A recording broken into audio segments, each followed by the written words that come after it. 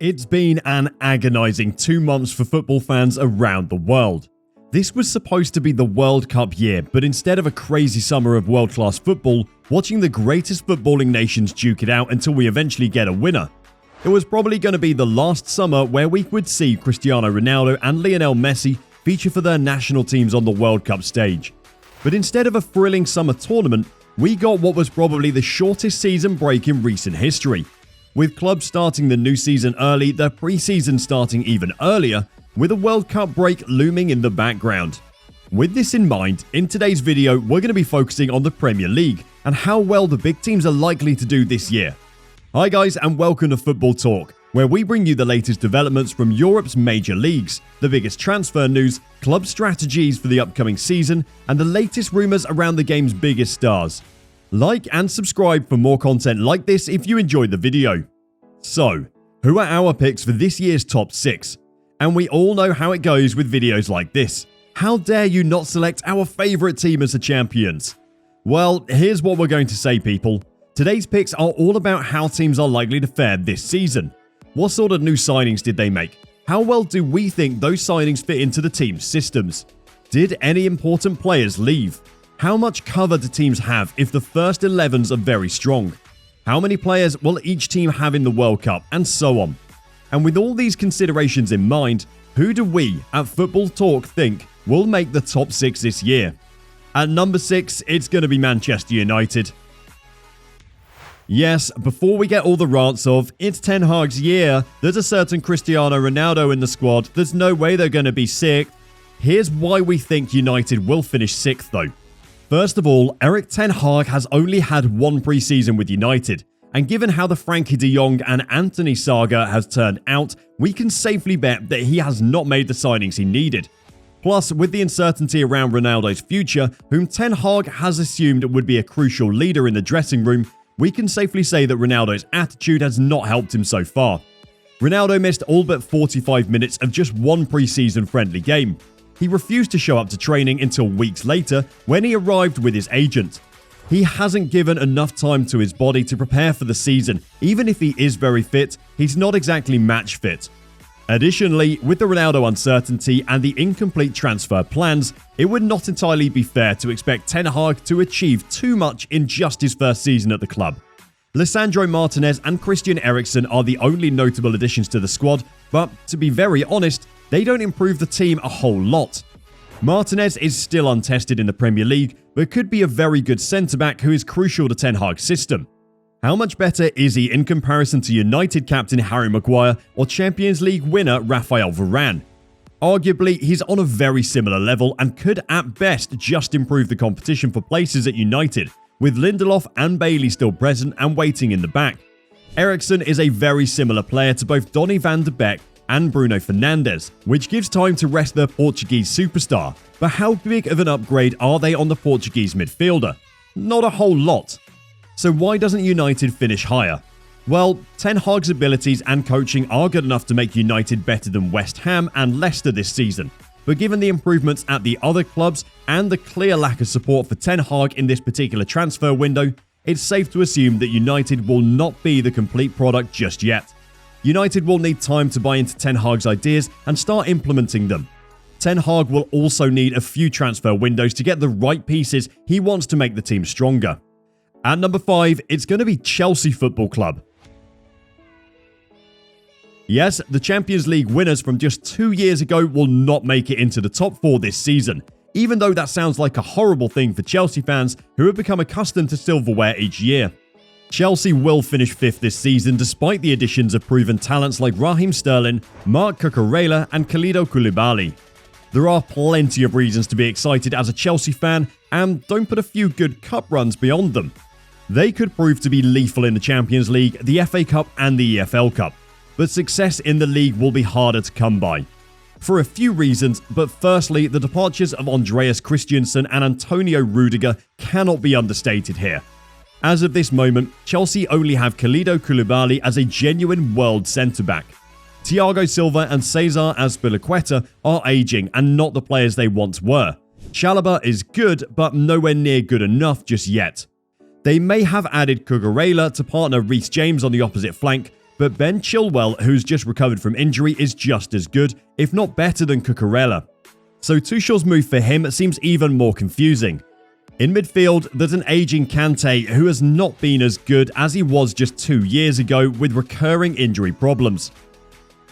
Jorginho is very talented, but unlikely to be very effective unless he's paired with Conor Gallagher and Mason Mount in midfield. But that would leave Chelsea susceptible to attacks through the midfield unless Kante or Kovacic are played as defensive midfielders. If Tuchel employs his favoured 3 at the back with 2 wing-backs, that would leave room for just 2 midfielders in the middle and would allow him to sacrifice a defensive midfielder.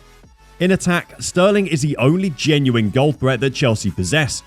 However, Sterling must settle into Tuchel's system, but then who joins him on the wings? Kai Havertz and Pulisic could be strong options, and Hakim Ziyech and Timo Werner as well. But none of these players have shown the ability and consistency to be long-term features of Tuchel's squad. With the 4-0 loss to Arsenal in the pre-season followed by a 1-0 victory over Everton on the first day of the season, the signs are not looking good for Chelsea. The squad still has enough quality for Tuchel to perform admirably, but a strong top 4 finish may be beyond them unless their players somehow find their rhythm and click with each other soon. As of this moment, we're not entirely confident in Tuchel's ability to play without a recognised striker, and the squad, although talented, seems heavily tilted. There are too many players that occupy similar positions, and it is up to Tuchel to prove he can get this squad up and running this season. At number 4, we think it's going to be Mikel Arteta's Arsenal. Now, you may be wondering, how on earth can Arsenal be above both Chelsea and Manchester United? Well, the answer is simple. This season, Arsenal are a much more complete team than in previous years. They now possess a much more balanced squad than any season before, and the team is into its 3rd season with Mikel. The squad has transformed completely from the squad that Mikel Arteta inherited, with Granit Xhaka being the only and first-team regular to have survived from Emery's time.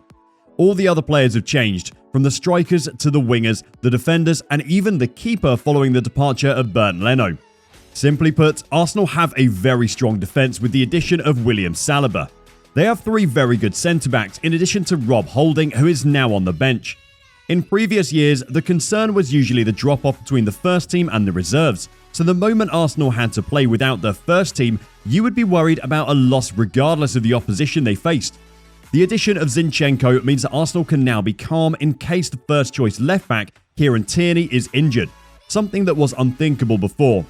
Tierney's presence single-handedly kept Arsenal in the hunt for the top 4 last season, and it was after his injury in the international break last year, close to the final phase of the season, that derailed Arsenal's season once they were forced to rely on Nuno Tavares at left-back, and sometimes even ended up throwing Granit Xhaka there. The additions of Vieira and Zinchenko also mean a much stronger midfield 3 that Arteta could go with. It would also allow him to rest players like Granit Xhaka, who despite all the ridicule is crucial to the way Arsenal play. There is a significant drop-off in quality when Xhaka is not on the pitch, but with Zinchenko and Vieira present, the drop-off in his absence may not be that significant. Up front, Lacazette is replaced by Gabriel Jesus, and wingers Saka and Martinelli have only improved over the last few years. Martinelli has Emile Smith-Rowe waiting behind him in line for a starting spot, and Saka has competition from Nicolas Pepe. Pepe might still be heading out the door this season as Arsenal remain in the hunt for a new winger, but either way, if no new signings come in, the wingers are good enough to push for the top 4.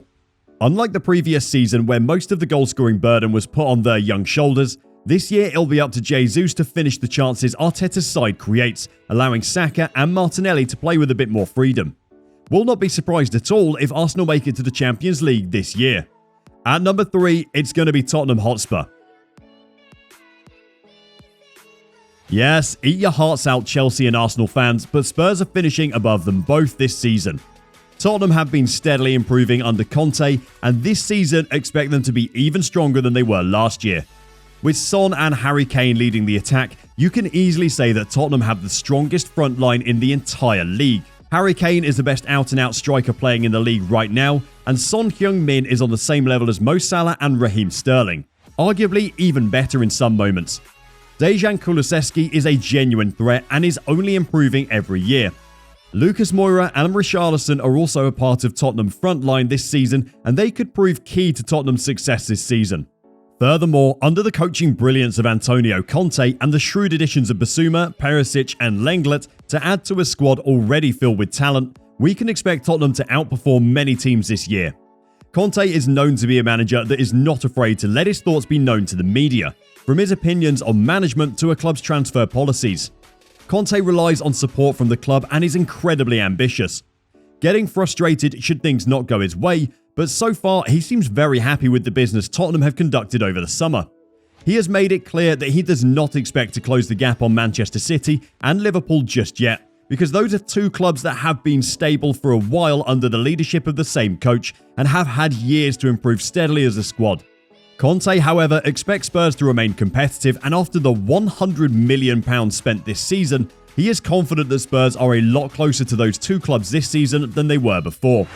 And finally, the top two. Everybody knew it was going to come down to these two clubs, but unlike the traditional list we've been doing so far, for the winners and runners-up of the Premier League, we'll be analysing both clubs' chances in a direct comparison. To us at Football Talk, Manchester City will finish second this season and Liverpool will finish as champions. Now, why will Liverpool finish above City when City have won 4 out of the previous 5 Premier League titles? How can they be expected to finish higher without Sadio Mane? Arguably Liverpool's greatest player in the Klopp era, Mane's loss is significantly more than the loss of Gabriel Jesus or Zinchenko, so how can Liverpool still compete? The answer lies with the World Cup and the Champions League, to be very honest. Why do we say this? It's simple. Despite Guardiola's utter dominance in literally every league he's been to, even with all the domestic cups, he is never thought of as the world's best manager. That honour goes to the managers that win the Champions League. It's strange. In a stretch of 100 games, any manager in the world up against Guardiola, you can be sure that Guardiola is going to win the most matches. His teams have always been exceptional and consistent, and he's won league titles in every league that he has coached. But despite his domestic dominance, his failure to win a Champions League without Messi and Barcelona has haunted him for more than a decade now. With the addition of Erling Haaland, we are sure that this season is one where the utmost focus will be on Guardiola taking the Champions League. You can expect them to make a run to the finals this year and Liverpool to not get as close. Secondly, with this year being a World Cup year and the Reds' most important player Mohamed Salah sitting out, we can be sure that the Liverpool forward will be fired up and ready to raise his levels. He has often said he sees himself as the best player in the world, and you can be sure he's going to be ready to stake that claim, even more this season. He'll be a lot fresher than the rest of the strikers and wingers across the Premier League, who will not get the mid-season break he does. Furthermore, the loss of Sterling from Manchester City cannot be understated. Yes, Jack Grealish is a world-class talent, and City fans can expect a lot more from him this season, but Raheem Sterling was arguably England's best winger in recent seasons. He was scoring goals and assisting even when Sergio Aguero and Kevin De Bruyne were running riot as City players. It would be unfair to assume his loss can just be taken by City and still have them march on just as relentlessly. Lastly, with the addition of Darwin Núñez into the team alongside Diego Jota, Firmino, Salah and Luis Diaz, Liverpool have a frightening front three. Not to say that Manchester City is any different with Haaland, Mahrez, Grealish, Foden and Julian Alvarez. It's just that Liverpool will want the league title more this year. It's incredible how Guardiola has managed to keep his players motivated to compete in the league, where despite their incredible dominance, people have still looked at this City team as underachievers. Sheikh Mansour did not hire Guardiola to win the Premier League title. They were already doing that with Pellegrini and Mancini. Guardiola was hired to bring the Champions League to City. And every year he fails at this despite the astronomical numbers and records. It's not enough. This season, he finally looks like he has the pieces to go for it. Think of it this way. Liverpool have already made it to 3 Champions League finals and won it once. They've also been losing the Premier League to Manchester City by the narrowest of margins, twice by just a single point. That frustration is only going to spur them on even more to wrestle the title back. While City, on the other hand, who have won 4 of 5 league titles, multiple EFL Cups and the FA Cup once as well, is looked at as the club that is not performed as well as Liverpool over the past few years, because they failed in the Champions League. Liverpool are far hungrier to win the league from City, while City knows their season will ultimately be judged on the success in the Champions League. These teams are inseparable, And honestly, it could very well be City lifting the title for the 5th time in 6 years. But there's just something about Klopp's Liverpool team this season that makes us at Football Talk think that this might just be the season where they finally pit Manchester City to the title. Who do you think will finish in the top 6 this season? Leave your Premier League finishes in the comments below.